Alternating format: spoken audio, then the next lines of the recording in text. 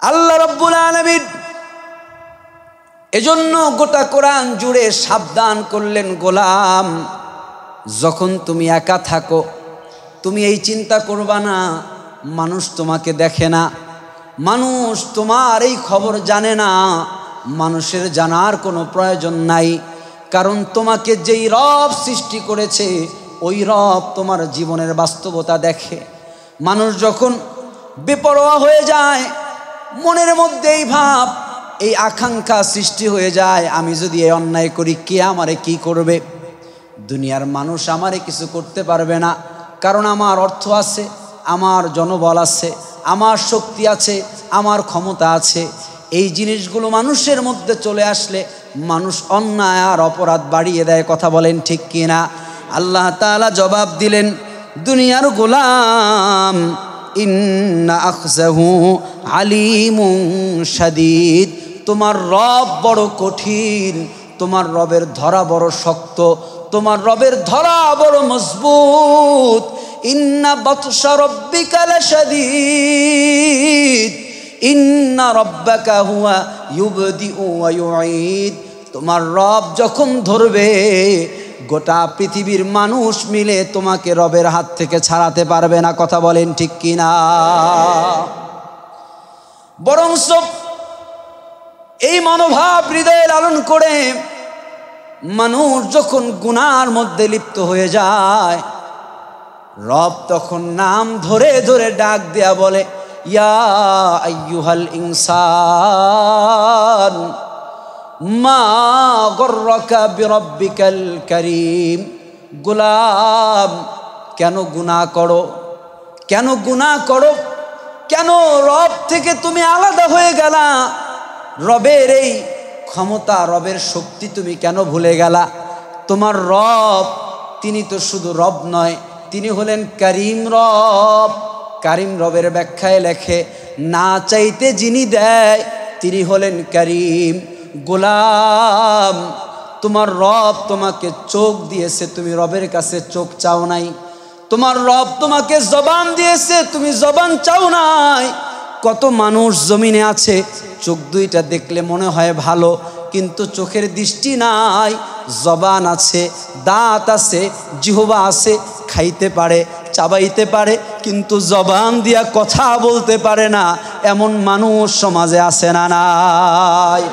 মাওলা ডাক দিয়া বলে, ইয়া আইয়ুহাল ইনসান মা গররাকা বিরাব্বিকাল কারীম, না চাইতে যেই রব তোমাকে দিয়েছেন কেমন করে তুমি ওই রবকে ভুলে গেলা? গোলাম কেমন করে রবের বিরুদ্ধে তুমি নাফরমানি করলা? তোমার রব না চাইতে তোমাকে পা দিয়েছে, ওই পা দিয়ে হেঁটে হেঁটে কেমন করে গুনাহের কাজে তুমি আঞ্জাম দিচ্ছ? আরে গোলাম, রবের দেয়া হাত দিয়া তুমি অন্যায় কাজগুলো কেমন করে করো? রব তোমাকে শক্তি দিয়েছে, ক্ষমতা দিয়েছে, সুযোগ পেয়েছো বলে জনগণের জানমালের ক্ষতি করো। মনে করছো আজ পাওয়ার আছে, কেউ আমাকে ধরবে না, আজ উপরে আমার লোক আছে, আমার নামে মামলা হবে না, আমার বাড়িতে হামলা হবে না, আমার জেল জুলুম হবে না। ও গোলাম, কেমনে ভুলিয়া গেলা দুনিয়ার বিচার শেষ বিচার না, কিয়ামতের ময়দানে চূড়ান্ত বিচার আছে না নাই? মুআজ্জাজ মুকাররম হযরত উলামায়ে কিরাম, তুলাবায়ে উযাম, দূর দূরান্ত থেকে আগত আমার পিতৃ সমতুল্য সম্মানিত মুরব্বিয়ানে কিরাম, কলিজার টুকরা আমার সমবয়সী যুবক বন্ধুগণ, স্নেহের কচিকাঁচা ছোট ভাইয়েরা, পর্দার আড়াল থেকে যে সকল মা বোনরা আমাদের কথা শুনছেন, সকলকেই আমার হৃদয়ের গভীর থেকে জ্ঞাপন করছি আন্তরিক মোবারক। আমরা শুকর গুজার করছি মহান আল্লাহ সুবহানাহু ওয়া তাআলার শাহী দরবারে, যে আল্লাহ সুবহানাহু ওয়া তাআলা আমাদের জীবনের ব্যস্ততা প্রতিকূলতাকে পিছনে ফেলে জুমার সালাত আদায়ের উদ্দেশ্যে কিছু দ্বীনি জ্ঞান অর্জন করাকে সামনে রেখে দ্বীনি নসিহা শোনার জন্য আল্লাহর ঘরে আসার বসার সুযোগ দান করেছেন। এজন্য হৃদয়ের সবটুকুন আবেগ অনুভূতিকে উজাড় করে, দেহের সবটুকুন শক্তিকে একত্রিত করে কালিমাতুশ শুকর উচ্চারণ করছি। সকলেই হৃদয়ের গভীর থেকে বলছি আলহামদুলিল্লাহ। অসংখ্য অগণিত দরুদ ও সালাম আল্লাহ সুবহানাহু ওয়া তাআলার সৃষ্টির প্রধান আকর্ষণ, সকল নবী রাসূলগণের মাথার মুকুট, শামসুল হিদায়াত, বদরুদ্দুজা, সৈয়দুস সাকালাইন, ইমামুল মুরসালিন, খাতামুন নবিয়্যিন ওয়াল মুরসালিন, সৈয়দিনা শফিঈনা হাবিবিনা মাওলানা মুহাম্মাদুর রাসূলুল্লাহ সাল্লাল্লাহু আলাইহি ওয়াসাল্লামের উপর। সম্মানিত হাজিরিন, আজকে আমরা আমাদের জীবনের অত্যন্ত গুরুত্বপূর্ণ একটি বিষয়কে সামনে রেখে আমরা কথা বলবো, কথা শুনবো। আল্লাহ তাআলা আমলের নিয়াতে বলা এবং শোনার তৌফিক দান করুক, আমরা সবাই বলি আমিন। মুমিন জীবনের সবথেকে গুরুত্বপূর্ণ যে পার্ট, সেটা হলো মুমিন তার জীবনের সব কিছু দিয়ে একজনকে খুশি করবে, একজনকে রাজি করবে। একটু আওয়াজ করে বলতে হবে, তিনি কে? আল্লাহ। এটা মুমিনের জীবনের এক নম্বর লক্ষ্য, উদ্দেশ্য। কিন্তু জীবনের বাস্তবতা, যেভাবে আমরা চলছি, যেভাবে আমাদের দিনগুলোকে আমরা অতিক্রম করছি, এতে আমাদের স্পষ্ট হয়ে যায় যে আমরা লক্ষ্যচ্যুত হয়ে গিয়েছি। আমরা আমাদের জীবনের লক্ষ্য উদ্দেশ্য মিসিং করে ফেলেছি। আওয়াজ করে বলেন ঠিক কিনা? এজন্য আমরা যারা নিজেদেরকে মুমিন পরিচয় দেই, আমরা যারা আল্লাহর প্রিয় হতে চাই, আল্লাহর জান্নাতের মেহমান হতে চাই, জবানে এবং দিলে যাদের এই একই চিন্তা, একই চেষ্টা, একই ইচ্ছা যে আমি আমার রবের প্রিয় হতে চাই, ওই মুমিন মুসলমানের জীবনের একমাত্র লক্ষ্য উদ্দেশ্য হবে আল্লাহ তাআলাকে রাজি করা এবং আল্লাহ তাআলাকে রাজি রাখা। দুইটা শব্দ, একটা হলো রাজি করা, আর একটা কি? রাজি রাখা। আমরা যারা ঢাকায় বসবাস করি, যাদের জীবনে গ্রাম্য জীবন আছে, গ্রামের একটা সময় আমরা ছিলাম, এমন যারা আছি, যদি আমরা মনে করি যে আমরা ছোট্ট সময় অথবা জীবনের যৌবনে কোনো না কোনো সময় মাছ ধরতে গিয়েছি, এমন আছে না? অনেকে মাছ ধরতে যায়, বাজারে একটা মাছ পাওয়া যায়, শোল মাছ, চিনেন না? এই মাছটা সহজে ধরা যায়? একটু কঠিন। যে কোনো মাছ ধরাই কঠিন, এই মাছটা ধরা আরও কঠিন। তো মুরব্বীরা বলে যে শোল মাছ যদি কেউ ধরে তাইলে শক্তভাবে ধরতে হয়, কারণ এর গায়ে কাঁটা থাকে না, একদম হাত থেকে সে খুব সহজেই বের হয়ে যায়। এখন আপনি শক্ত করে ধরলেন, ধরার পরে আপনার যেই পাত্রের মধ্যে মাছ রাখবেন, ধরাটা বেশি কঠিন না এই পাত্রে মাছ রাখাটা বেশি কঠিন? রাখাটা বেশি কঠিন। কারণ রাখার সময় যদি একটু বেখেয়াল হয়ে যায় তাহলে মাছটা লাফ দিয়ে আবার পানিতে পড়ে যাবে, ঠিক কি না? তো যখন মাছটা হাত থেকে পড়ে যায় তখন বেশি আফসোস হয় না মাছ না ধরতে পারলে বেশি আফসোস হয়? ধরার পরে যদি মাছ হাত ফসকে বেরিয়ে যায় তখন বেশি আফসোস হয়। এজন্য আল্লাহ তাআলাকে রাজি করাটা সহজ। গোটা পৃথিবীর উলামায়ে কেরাম একমত, যখন বান্দা নেক আমল করে, বান্দা যখন সুবহানাল্লাহ, আলহামদুলিল্লাহ, আল্লাহু আকবার এই তাসবিহগুলো জপে, বান্দা যখন সলাতে দাঁড়িয়ে যায়, বান্দা যখন সিয়ামরত অবস্থায় থাকে, এক কথায় বান্দা যখন নেক আমল করে, তখন বান্দার প্রতি আল্লাহ খুশি হয়ে যায়। আপনারা বলেন ঠিক কিনা? আল্লাহকে খুশি করাটা তুলনামূলক সহজ, কিন্তু খুশি রাখাটা কঠিন। কারণ খুশি যদি আমরা আল্লাহকে রাখতে চাই তাহলে গুনাহ থেকে নিজেদেরকে বাঁচাতে হবে। যখন বান্দা গুনাহ থেকে নিজেকে বাঁচায় তখন আল্লাহ তাআলা ওই বান্দার উপরে খুশি থাকে। জোরে বলি সুবহানাল্লাহ। তাহলে মুমিন জীবনের লক্ষ্য উদ্দেশ্য, যে মুমিন সে তার জীবনের সবটুকুন আল্লাহর জন্য উজাড় করবে, উদ্দেশ্য আল্লাহকে খুশি করা। আর আল্লাহর নাফরমানিকে বাদ দিয়ে দিবে, গুনাহ করবে না, আল্লাহর বিরুদ্ধে যায় এমন কোনো কাজ করবে না, আল্লাহ নিষেধ করেছে এমন কোনো কাজ করবে না। কারণ যদি আল্লাহ তাআলার নিষিদ্ধ কাজগুলোকে বর্জন করে তাহলে আল্লাহ তাআলা ওই বান্দার উপরে খুশি থাকে। আমরা এই প্রতিজ্ঞা করার চেষ্টা করি। আমি আজকে আপনাদেরকে কথা শোনাতে চাই যে আল্লাহকে আমরা খুশি রাখতে চাই। যদি আল্লাহকে আমরা খুশি রাখতে চাই তাহলে আমাদেরকে কি করতে হবে? গুনাহ ছেড়ে দিতে হবে। কিন্তু গুনাহ ছেড়ে দেওয়া সহজ না কঠিন? অনেক যুবক ভাইয়েরা, অনেক মধ্যবয়সী বৃদ্ধ বাবাজিরা গুনার মধ্যে লিপ্ত আছে না নাই? আছে। অনেকে আমাদের কাছে আফসোস করে বলে, হুজুর গুনাহ থেকে তো বাঁচতে চাই। আমরাও আমাদের উস্তাদ, আমাদের মুরব্বী যাদের কাছে আমরা শিখেছি তাদের কাছে আমরাও সুযোগ পেলে এই প্রশ্নটা করি যে শেখ, আমরা তো গুনাহ ছেড়ে বাঁচতে চাই, গুনাহটা জীবনের সঙ্গে জড়াতে চাই না, কি উপায় আছে? তো উলামায়ে কেরাম, ইসলামিক স্কলার যারা আল্লাহর কোরআন অধ্যয়ন করে করে, রসুল করিম সাল্লাল্লাহু আলাইহি ওয়াসাল্লামের হাদিসগুলো অধ্যয়ন করে করে গুনাহ থেকে বাঁচার কিছু পথ, কিছু পদ্ধতি, কিছু কাজ বাতলে দিয়েছেন। যদি মনের মধ্যে এই চিন্তা, এই ধ্যান, এই ধারণা লালন করা যায়, হৃদয়ের মধ্যে এই চিন্তাগুলো জায়গা দেয়া যায়, তাহলে আশা করা যায় যে আল্লাহ তাআলাকে আমরা রাজি রাখতে পারবো, গুনাহ থেকে নিজেদেরকে বাঁচাতে পারবো।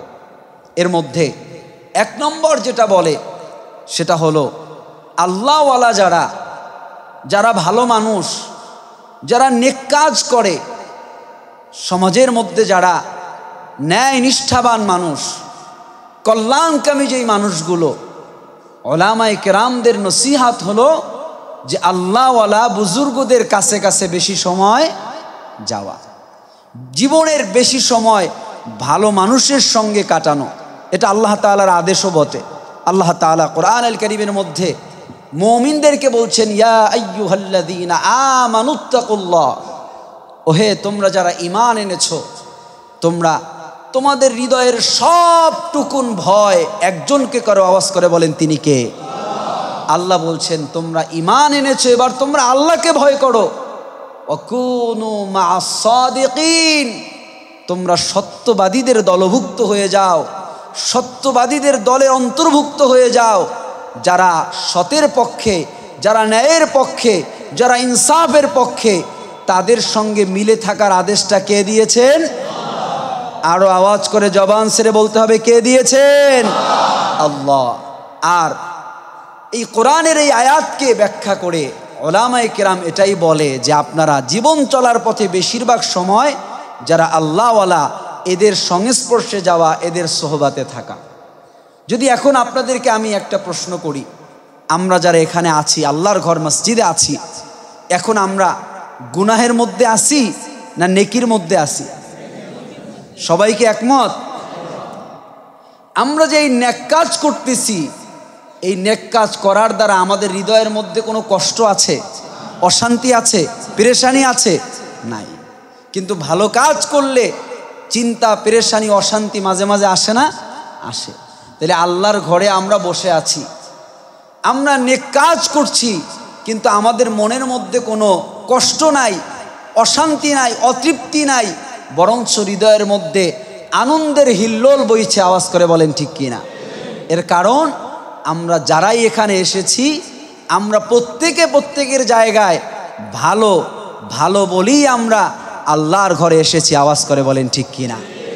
তাহলে জীবনের প্রতিটা সময় যদি এরকম জীবন চলার পথে আমার আড্ডা, আমার গল্প, আমার চলা, আমার বাজার হাট, আমার সংগ্রাম, আমার জীবনের প্রত্যেকটা জায়গায় যদি আমি এরকম ভালো মানুষদেরকে আমার সঙ্গী করে নিতে পারি, তাহলে আশা করা যায় আল্লাহর ঘরে যেমন আমি ভালো কাজ করতেছি, নেক আমল করতেছি, ভালোর মধ্যে আছি, গুনাহ করার আগ্রহ আমার হৃদয়ে নাই, আল্লাহর ঘরের বাইরে গেলেও ভালো মানুষের সঙ্গে চলার কারণে গুনাহ করার আগ্রহ আমার হৃদয়ে জাগবে না। তাহলে এক নম্বর, গুনাহ থেকে বাঁচার জন্য ভালো মানুষের সংস্পর্শে যেতে হবে, ভালো মানুষের কাছে বেশি সময় থাকতে হবে, বন্ধু বান্ধব নির্বাচনের ক্ষেত্রে ভালো মানুষগুলোকে বেছে নিতে হবে। যদি আমি মন্দ মানুষের সঙ্গে বন্ধুত্ব তৈরি করি তাহলে আমাকেও মন্দ কাজে লিপ্ত হতে পারি, এমন সুযোগ আছে না নাই? আছে। সঙ্গীর গুণ পশিয়াছি মম মাঝে গো, নাইলে কি কাদায় সুবাস পাইতে। শেখ সাদি রহিমাহুল্লাহর এই কথা, এটা চূড়ান্ত সত্য কথা। আওয়াজ করে বলেন ঠিক কিনা? সৎসঙ্গে স্বর্গবাস, অসৎসঙ্গে সর্বনাশ। এই যে ইউনিভার্সাল ট্রুথ, সত্য কথা, এর চাইতে সত্য কথা হয় না। এই সত্য কথাগুলো যদি আমরা আমাদের জীবনে লালন করি তাহলে আমাদের জীবনটা সহজ হবে না কঠিন হবে? আল্লাহ তাআলা আমাদেরকে তৌফিক দান করুক, সবাই বলি আমিন। প্রিয় ভাইয়েরা, তাহলে 1 নম্বর কাজ হলো আল্লাহওয়ালা, নেককার, পরহেজগার ভালো মানুষদের সঙ্গে আমরা কি করব? চলবো। তাহলে গুনাহ থেকে আমরা কি করতে পারবো? বাঁচতে পারবো। 2 নম্বর, জীবন চলার পথে বিপদ আসবে, মুসিবত আসবে, অসুস্থতা আসবে। যারা ব্যবসা করি ব্যবসার মধ্যে লস আসবে। যাদের পরিবার আছে পরিবারের মধ্যে বিভিন্ন ধরনের বিপদ মুসিবত আসবে, ছোট হোক বড় হোক। বিপদ আসলেই নিজের হৃদয়কে বুঝ দিব, আমি যে গুনাহ করি এই জন্যই আমার জীবনে বিপদ এসেছে, গুনার কারণে আমার জীবনে বিপদ এসেছে। এটা নিজেকে নিজের কি করতে হবে? বুঝ দিতে হবে। আমি যে আয়াতটা মাঝে মাঝেই আপনাদেরকে শোনাই, যাহারাল ফাসাদু ফিল বাররি ওয়াল বাহর, কথাটা কার? আরে জোরে বলেন। আল্লাহ বলছে, সত্য না মিথ্যা? আল্লাহ বলছে জলে এবং স্থলে যত মুসিবত, যত বিপদ, যত দুশ্চিন্তা, পেরেশানি, এগুলো 2 হাতের কামাই। জোরে বলেন কিসের কামাই? 2 হাতের কামাই। মানে আমি নিজে অর্জন করেছি। আমি নিজে কি করেছি? অর্জন করেছি। তাহলে এ কথার পক্ষে দলিল আছে। কিন্তু আল্লাহ তাআলা আমাদেরকে জানিয়ে দিয়েছেন, আল্লাহ তাআলা বলছেন, আমি যে তোমাকে সম্পদ দিলাম, যশ খ্যাতি দিলাম, ধন দৌলত দিলাম, শিক্ষায় দীক্ষায় আমি যে তোমাকে সমুন্নত করলাম, এটা আমার পরীক্ষা। এটা কি? জোরে বলেন। আল্লাহ ঠিক আবার বলেছে যে তোমার জীবনে যে বিপদ আছে, মুসিবত আছে, এটাও তোমার জীবনের কি? পরীক্ষা। কিন্তু উলামায়ে কেরাম বলে, যদি আপনি দিলের মধ্যে এই চিন্তা লালন করেন, আমি যে বিপদে পড়েছি এটা আসলে আল্লাহর পক্ষ থেকে আমার উপর পরীক্ষা, তাইলে নিজের মনের মধ্যে অহংকার, আমিত্ব ভাব আসবে। কি আসবে? যে আমি অনেক ভালো, এজন্য আল্লাহ আমারে পরীক্ষা করতেছে। কথা বুঝেন নাই? আর যদি আপনি প্রথমটা চিন্তা করেন যে আমি গুনাহ করেছি বলে আমার জীবনে এই বিপদ, তাইলে মনে হবে যে আমি তো আসলে অতি নগণ্য, আমি দুর্বল, আমার মতো নাখান্দার, আমার মতো এরকম আল্লাহ বিরোধী বা আল্লাহর নাফরমান বান্দা আর নাই। আমি গুনাহ করি বলে আল্লাহ আমাকে বিপদ দিয়েছে, মুসিবত দিয়েছে, অসুস্থতা দিয়েছে। আমি যদি গুনাহ ছেড়ে দিতে পারি তাইলে আল্লাহ তাআলা বিপদ মুসিবত থেকে আমাকে হেফাজত করবে। আওয়াজ করে বলেন ঠিক কিনা? এই কথার পক্ষে দলিল আছে না নাই? কথা বানিয়ে বলছি না, কথা আল্লাহর কোরআন, রাসূলুল্লাহর হাদিস থেকেই বলা হচ্ছে। একটু মন থেকে মেনে নেওয়া উচিত। এটা আমি আমার জন্য বলছি, আমি মেনে নিব, যারা শুনছেন তাদেরও মেনে নেওয়া উচিত। মেনে নিলেই কল্যাণ, আর যতদিন মেনে না নিবেন ততদিনই বিপদ আর মুসিবত। আওয়াজ করে বলেন ঠিক কিনা? প্রিয় ভাইয়েরা আমার, বিপদে পড়লে আমাদের বাস্তবতা কি? আমরা দৌড়ে মানুষের কাছে যাই। যারা একটু ইবাদত বন্দিগি করে এরা হুজুরদের কাছে আসে, এসে বিপদের কথা বলে। হুজুর, সন্তান তো কথা শোনে না, স্ত্রী তো কথা শোনে না, স্ত্রী রাগ করে আছে, 3 দিন ধরে ঘরে রান্না বান্না নাই। এরকম মুসিবত বিপদ আমাদের জীবনে কম বেশি হয় কি না? হয়। তো হুজুর যদি বলে তাহলে আমি কি করব? আপনিও আল্লাহর গোলাম, আমিও আল্লাহর গোলাম। আপনিও আল্লাহর কাছে চাইলে আল্লাহ আপনাকে দিবে, আমি চাইলেও আল্লাহ দিবে, এটা আল্লাহর চূড়ান্ত ওয়াদা। তাইলে আলাদাভাবে আপনি আমার কাছে আসছেন, আমি কি করব? তো মানুষের একটা কমন কথা এখন ঘুরিয়ে ফিরিয়ে বলে। আগে সরাসরি বলতো হুজুর একটা তাবিজ দেন, এখন আর তাবিজের কথা বলে না, কারণ মানুষ টুকটাক বুঝছে যে রেল লাইনে বিভিন্ন বাজারে হাটে ক্যানভাসাররাও তাবিজ বেছে, আছে না নেই? যে এই সবে আর কাজ হয় না, যে ক্যানভাসারদের এক ঔষধে 50 রোগ সব ভালো হয়ে যাবে, কিন্তু দেখা যায় একটাও ভালো হয় না। আর MBBS ডাক্তারের কাছে গেলে এক রোগে 5 ঔষধ দেয়, কথা কয় না? বাস্তবতা তাই কি না? তাইলে চাটুকারদের চাটুকারিতা দ্বারা জীবন চলে না। জীবন চলতে হলে বাস্তবতা মেনে নিতে হয়। আওয়াজ করে বলেন ঠিক কি না?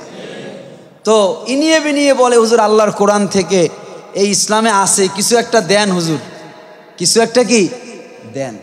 তো যারা ধান্দাবাজ তারা তো এই সুযোগটা কাজে লাগায়, এই সুযোগ কাজে লাগায় কিছু হাদিয়া তোহফা, কিছু মালপানি কামাই করে, আছে না নাই? কিন্তু যারা প্রকৃত তারা সত্য দাওয়াতটা, সত্য মেসেজটা তাকে দিয়ে দেয় যে ভাই এগুলোতে হবে না। হাজার হাজার মানুষ এরকম বিপদে পড়েছে, কোনো লাভ হয় নাই, হাজার হাজার টাকা ব্যয় করছে, তাবিজ কবজ দিয়ে কোনো ফায়দা হয় নাই। আওয়াজ করে বলেন ঠিক কি না? আল্লাহ তাআলা বলছে, আরে গোলাম, এই তাবিজ কবজ দিয়া হবে না, কি দিয়ে হবে? আল্লাহ তাআলা বলছেন সূরাতুল আম্বিয়ার মধ্যে আল্লাহ রাব্বুল আলামিন ঘোষণা দেয়, আল্লাহ বলে, ইন্নাল্লাযীনা আমানু ওয়া আমিলুস সালিহাত সায়াজআলু লাহুমুর রাহমানু উদ্দা। আল্লাহু আকবার। আওয়াজ করে বলেন কার কথা? আল্লাহ বলে, নিশ্চয়ই গোলাম, তুমি যদি তোমার রবের পক্ষ থেকে যেই ইমানের দাওয়াত এসেছে, ইমানটাকে যদি মজবুত করতে পারো, ইমানের হালতে থাকতে পারো, ইমানকে হৃদয়ের মধ্যে লালন করতে পারো, আর ইমানের সঙ্গে সঙ্গে যদি নেক আমল করতে পারো, ভালো কাজের মধ্যে নিজেকে লিপ্ত করতে পারো, তাহলে রহমান দয়াময় রবের পক্ষ থেকে ঘোষণা, তোমার জীবনের বিপদ আর মুসিবত থেকে দয়াময় রব তোমাকে পরিত্রাণ দিয়ে দিবে। তো এ কথা যদি মানুষকে বলা হয় যে ভাই নেক আমল করতে হবে, তাইলে মন বেজার হয়ে যায়। মানুষ নামাজ পড়তে চায় না, তাবিজ দিয়া রোগ দূর করতে চায়, আছে না নাই? কোরআন পড়তে চায় না, আমল করতে চায় না, বলে কিছু একটা দেন, পানি পরোটাটা খাইয়া ঠিক হয়ে যায়, আছে না নাই? অথচ আল্লাহ তাআলা বললেন, যদি হৃদয়ে হৃদয়ে মিলন ঘটাতে চাও, ফ্যামিলির বন্ধনকে যদি মজবুত করতে চাও, সন্তানকে যদি তোমার আনুগত্যশীল করতে চাও, তাইলে তুমি প্রথম তোমার মালিকের আনুগত্য স্বীকার করে নাও। সন্তান অবাধ্য কারণ তুমি তোমার মালিকের অবাধ্য। তুমি যদি তোমার মালিকের বাধ্য হতা, তোমার কর্মচারী, তোমার অধীনস্থ প্রত্যেকটা মানুষ আল্লাহ তাআলা তোমার আনুগত্য স্বীকার করিয়ে দিত। কথা বলেন ঠিক কিনা? আল্লাহ নিজেই কোরআনুল কারীমের সূরাতুল আনফালের মধ্যে আল্লাহ নিজেই জবাব দিচ্ছেন। আল্লাহ বলেন, ওয়াআল্লাফা বাইনা কুলুবিহিম লাউ আনফাকতা মা ফিল আরদি জামিআ মা আল্লাফতা বাইনা কুলুবিহিম। এই যে আল্লাহ অন্তরের কথা বললেন, গোলাম তুমি যদি অন্তরে অন্তরে মিলন ঘটাতে চাও, মনের মিল মোহাব্বত সৃষ্টি করতে চাও, তাইলে তোমার অন্তরটা তুমি আসমানওয়ালার দিকে ঝুঁকা দাও, আসমানওয়ালার আদেশ আর নিষেধগুলো মেনে নাও, আসমানওয়ালার শতভাগ আনুগত্য মেনে নাও। যদি আসমানওয়ালার আনুগত্য মানতে পারো, তোমার অধীনস্থ প্রত্যেকটা মানুষ তোমার আনুগত্য স্বীকার করবে। এটাই আল্লাহর চূড়ান্ত কথা। আওয়াজ করে বলেন ঠিক কিনা? তাইলে জীবনে বিপদ আর মুসিবত যদি আসে, তাহলে মনকে কি বুঝ দিতে হবে? গুনার কারণে বিপদ মুসিবত আসতেছে। কিসের কারণে? তাহলে গুনাহ যদি ছেড়ে দিতে পারি, তাহলে বিপদ আর মুসিবত, ব্যবসায় লস, জীবনের অভাব অনটন থাকবে না। প্রিয় ভাইয়েরা, তাহলে দুইটা পয়েন্ট গেল। এক নম্বর মনে আছে আল্লাহওয়ালাদের সঙ্গে থাকা। দুই নম্বর বিপদ আপদে পড়লে হৃদয়কে এই বুঝ দেওয়া যে আমার গুনার কারণে আমার জীবনে এই বিপদ এসেছে। 3 নাম্বার, মানুষ গুনাহ করতে আগ্রহী হয়, গুনাহ করার ইচ্ছা জাগ্রত হয় কয়েকটা জিনিসের মিশ্রণে। এর মধ্যে 1 নম্বর মিশ্রণ হলো মানুষ যখন একা একা থাকে। মানুষ যখন একা হয়ে যায় তখন মনের মধ্যে শয়তান অসওয়াসাটা বেশি দেয়। কারণ তখন শয়তান এই বুঝ দেয় যে মানুষের সামনে অন্যায় করলে মানুষ হাসবে, মানুষ তোমাকে বৎসনা দিবে, মানুষ তোমাকে ঘৃণা করবে। যেহেতু একা আসো তাহলে একা একা গুনাহ করো। গোপনে গুনাহ আছে না নাই? আচ্ছা, বড় বড় গুনাহ ওপেনে করে না গোপনে করে? ঘুষটা ওপেনে দেয় না গোপনে দেয়? বিকাশ রকেটে নেয়, কারণ হ্যান্ড ক্যাশ নিলে বিপদ বেশি, ঠিক কি না? কথা কয় না? তাইলে এই যে অপরাধ, এই অপরাধটা মানুষ যখন একা একা থাকে তখন হয়। এজন্য আল্লাহ তাআলা বলছে মানুষ যখন একা হয়ে যায় তখন শয়তান মানুষকে এই কথা শিখায় দেয় যে কেউ তো জানে না, কেউ তো দেখে না, করে ফেলো, কিচ্ছু হবে না। কিন্তু আল্লাহ তাআলা বলছেন ইয়ালামু খাইনাতাল আয়ুন, তুমি যে বলছো কেউ দেখে না, কিন্তু তোমার রব তো দেখে। তুমি যে মনের মধ্যে এই চিন্তা করছো কেউ জানে না, কিন্তু তোমার রব তো জানে। কারণ তোমার রব বলছে আলাম ইয়ালাম বিআন্নাল্লাহ ইয়ারা, তোমার রব বলছে ইন্না রব্বাকা লাবিল মিরসাদ, যে তোমার রব ওই পরিমাণ জানে যেটা তুমি জবান দিয়ে বলো আর যেটা তুমি দিলের মধ্যে চিন্তা করো। বাহ্যিক এবং ভিতরের দুইটার খবর কার কাছে আছে? আরো জোরে বলেন না, কার কাছে আছে? আল্লাহর কাছে আছে। আল্লাহ রাব্বুল আলামিন এজন্য গোটা কোরআন জুড়ে সাবধান করলেন, গোলাম যখন তুমি একা থাকো তুমি এই চিন্তা করবা না মানুষ তোমাকে দেখে না, মানুষ তোমার এই খবর জানে না। মানুষের জানার কোনো প্রয়োজন নাই, কারণ তোমাকে যেই রব সৃষ্টি করেছে ওই রব তোমার জীবনের বাস্তবতা দেখে। মানুষ যখন বেপরোয়া হয়ে যায়, মনের মধ্যে এই ভাব, এই আকাঙ্ক্ষা সৃষ্টি হয়ে যায়, আমি যদি এই অন্যায় করি কে আমারে কি করবে? দুনিয়ার মানুষ আমারে কিছু করতে পারবে না, কারণ আমার অর্থ আছে, আমার জনবল আছে, আমার শক্তি আছে, আমার ক্ষমতা আছে। এই জিনিসগুলো মানুষের মধ্যে চলে আসলে মানুষ অন্যায় আর অপরাধ বাড়িয়ে দেয়। কথা বলেন ঠিক কিনা? আল্লাহ তাআলা জবাব দিলেন, দুনিয়ার গোলাম ইন্না আখযাহু আলিমুন শাদীদ, তোমার রব বড় কঠিন, তোমার রবের ধরা বড় শক্ত, তোমার রবের ধরা বড় মজবুত। ইন্না বাতশা রাব্বিকা লাশাদীদ ইন্না রাব্বাকা হুয়া ইউবদিউ ওয়া ইউঈদ, তোমার রব যখন ধরবে গোটা পৃথিবীর মানুষ মিলে তোমাকে রবের হাত থেকে ছাড়াতে পারবে না। কথা বলেন ঠিক কিনা? বরঞ্চ এই মনোভাব হৃদয়ে লালন করে মানুষ যখন গুনার মধ্যে লিপ্ত হয়ে যায়, রব তখন নাম ধরে ধরে ডাক দেয়া বলে, ইয়া আইয়ুহাল ইনসান মা গররাকা বিরব্বিকাল কারীম, গোলাম কেন গুনাহ করো, কেন গুনাহ করো, কেন রব থেকে তুমি আলাদা হয়ে গেলা? রবের এই ক্ষমতা, রবের শক্তি তুমি কেন ভুলে গেলা? তোমার রব তিনি তো শুধু রব নয়, তিনি হলেন করিম রব। করিম রবের ব্যাখ্যায় লেখে, না চাইতে যিনি দেয় তিনি হলেন করিম।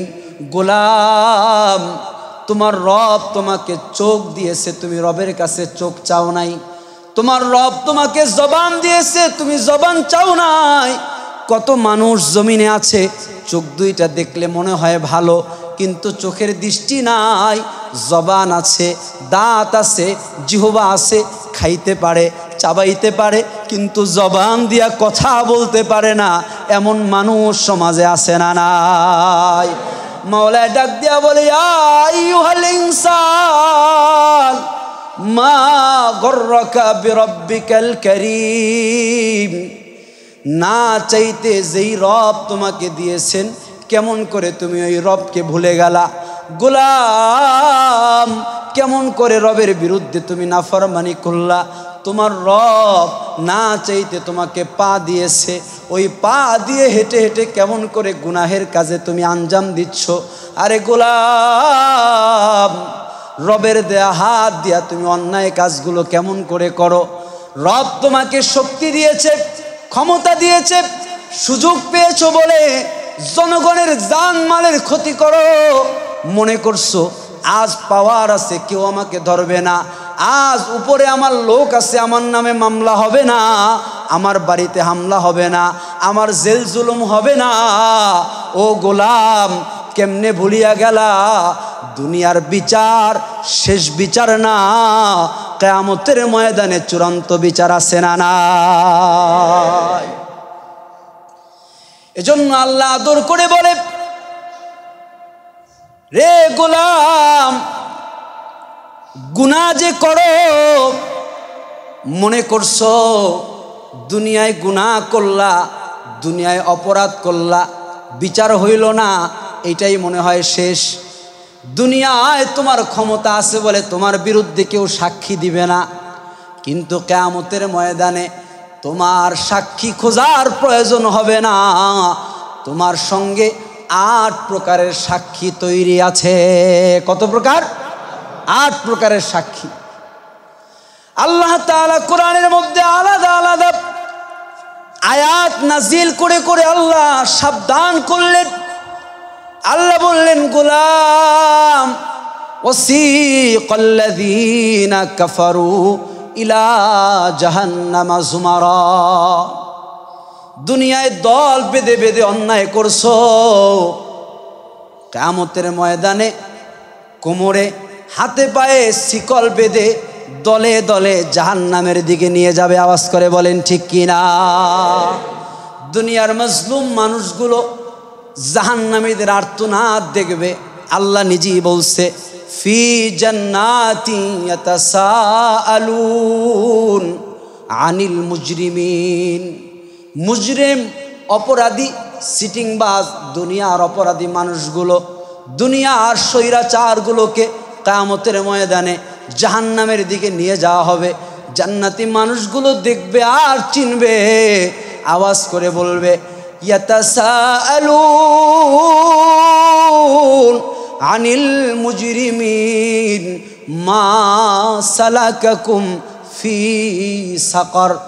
রে বন্ধু, ভাই, দুনিয়ায় তো আমরা একই মহল্লায় থাকতাম, দুনিয়ায় তো এক মসজিদে নামাজ পড়তাম, রমাদানে একসাথে কতদিন সিয়াম শেষে ইফতার করলাম, কত জুমার সালাত একই কাতারে কাঁধে কাঁধ লাগিয়ে পড়লাম, তোমার জীবনের এই পরিণতি কেন? তখন জাহান্নামীরা একে একে জবাব দিবে, দুনিয়ায় তোমার সামনে যেইটা করতাম পিছনে ভিন্ন কিছু করতাম। আওয়াজ করে বলেন ঠিক কিনা? আল্লাহ তাআলা বললেন, গুনাহ যে করো, যেই জমিনে দাঁড়ায় গুনাহ করো, ওই জমিনের মালিক কে? কিয়ামতের ময়দানে জমিন তোমার বিরুদ্ধে সাক্ষী দিবে। জমিন বলবে, আল্লাহ, তোমার বান্দা আমার উপর দাঁড়াইয়া দাঁড়াইয়া, আমার উপর দৌড়া দৌড়া এই অন্যায় এই অপরাধগুলো করেছে। বান্দা জবান দিয়ে অস্বীকার করতে চাইবে, আল্লাহ তাআলা কথা বলার এই জবানটাকে কিয়ামতের ময়দানে বন্ধ করে দিবে, আর জবান কথা বলতে পারবে না। আল্লাহ তাআলা চোখের জবান খুলে দিবে, কানের জবান খুলে দিবে, হাতের জবান খুলে দিবে, পায়ের জবান খুলে দিবে, একে একে সাক্ষী দিতে থাকবে আল্লাহর আদালতে। নিজের বিরুদ্ধে দেহের অঙ্গ প্রত্যঙ্গগুলো সাক্ষী দিবে। এমনকি যেই চামড়ার এত যত্ন, যেই চামড়া শীতের দিন আসলে শোনো, যেই চামড়ার মধ্যে ক্রিম মাখতে হয়, যেই চেহারার মধ্যে দামি দামি সোনো মাখা লাগে, মাথার চুলের মধ্যে তেল দিতে হয়, যেই দেহের জন্য এত এত আয়োজন, এত কষ্ট, এত চিন্তা, শরীরের চামড়ায় ভাঁজ পড়ে গেলে মনের মধ্যে পেরেশানি চলে আসে, আয় হায় আমি তো অসুস্থ হয়ে গেলাম। দেহের সুস্থতার জন্য কত টাকা কত কিছু ব্যয় করে, দেহ ভালো রাখার জন্য কত কিছু মানুষ করে, অথচ দেহের প্রত্যেকটা অঙ্গ প্রত্যঙ্গ কিয়ামতের ময়দানে ওই ব্যক্তির বিরুদ্ধে আল্লাহর আদালতে সাক্ষী দিবে। জমিন বলবে, মালিক আমার উপর হেঁটে হেঁটে তোমার বান্দা এই এই অপরাধ করেছে। পা বলবে, আমি পা তুমি দিয়েছো, এই পায়ের উপর ভর করে করে অপরাধ করেছে। হাত বলবে, মালিক এই হাত তুমি তোমার বান্দাকে দিয়েছো, এই হাত দেওয়ার উদ্দেশ্য ছিল মানুষের কল্যাণের কাজ করা, এই হাত দিয়েছেন নিজের জীবনের কল্যাণের কাজ করা, নিজের জীবনের অকল্যাণ এই হাত দিয়ে করেছে। চোখ দিয়েছে আল্লাহ দেখার জন্য, চোখ বলবে, মালিক ঘরের দরজা বন্ধ করে কেউ দেখে না, মোবাইলের স্ক্রিন ওপেন করে ইন্টারনেট চালু করে নিষিদ্ধ বিভিন্ন জিনিস দেখছে, চোখ বিরুদ্ধে সাক্ষী দিবে। জবান সাক্ষী দিতে পারবে না, কিন্তু অঙ্গ প্রত্যঙ্গগুলো মানুষের বিরুদ্ধে একের পর এক সাক্ষী দিতে থাকবে। মানুষ হতভাগ হয়ে যাবে। মানুষ যে যার অপরাধের কথা আর চিন্তা করতে পারবে না।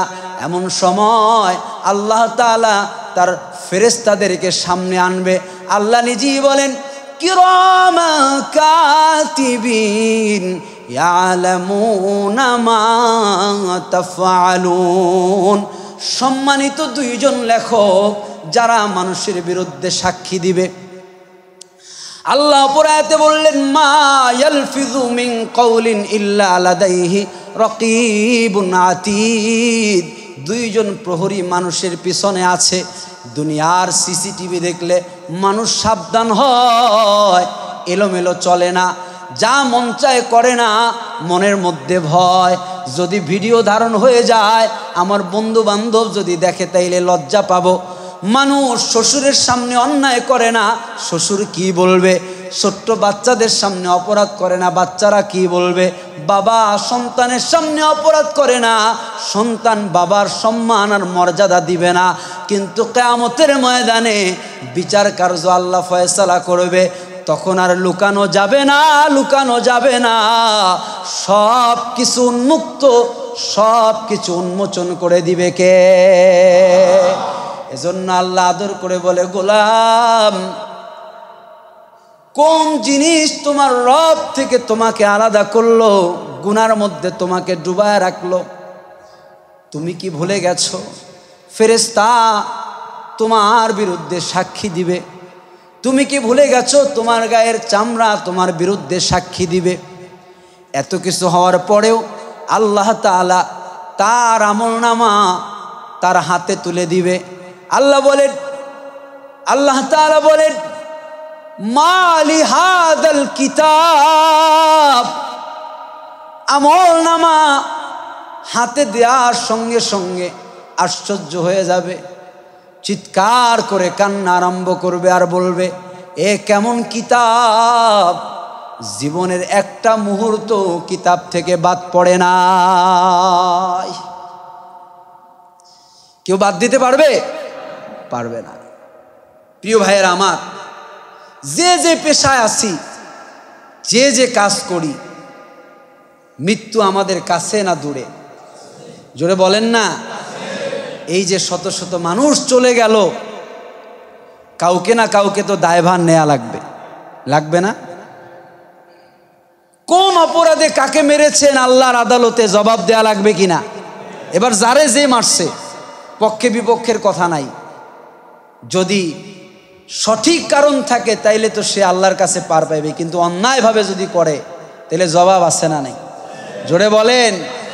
কিয়ামতের ময়দানে ওই মাজলুম, ওই ভিকটিম আল্লাহর আদালতে দাঁড়ায়া বলবে, মালিক, মালিক জানতে চাই কেন আমার বুকে গুলি ছুড়েছে, মালিক জানতে চাই কেন আমার মাথায় আঘাত করেছে, মালিক জানতে চাই কেন আমার মায়ের বুক খালি করেছে, মালিক জানতে চাই কেন আমার মাকে সন্তান হারা করেছে, মালিক জানতে চাই কেন আমার স্ত্রীকে বিধবা করেছে, মালিক জানতে চাই কেন আমার সন্তানকে এতিম করেছে। জবাব না দিয়ে এক কদম সামনে কেউ আগাতে পারবে না। কথা বলেন ঠিক কিনা? অতএব ক্ষণিকের জিন্দিগি, আজ আছি কাল থাকবো না, চলে যাব। যার কাছ থেকে এসেছি তার কাছেই চলে যাব। ইন্না লিল্লাহি ওয়া ইন্না ইলাইহি রাজিউন। নিশ্চয়ই এসেছি আল্লাহর কাছ থেকে। কার কাছ থেকে? চলে যাব কার কাছে? মাঝখানের সময়টা আল্লাহর রাজি খুশির মধ্যে চলার দরকার আছে না নাই? তাইলে আজকে কয়েকটা বিষয় স্পষ্ট করলাম। গুনাহ থেকে বাঁচার জন্য এই জিনিসগুলোকে যদি একটু হৃদয়ে লালন করতে পারি, তাহলে গুনাহ ছাড়া আমাদের জন্য সহজ হবে না কঠিন হবে? আল্লাহ তাআলা আমাদের সবাইকে আমল করার তৌফিক দান করুক। সবাই বলি আমিন।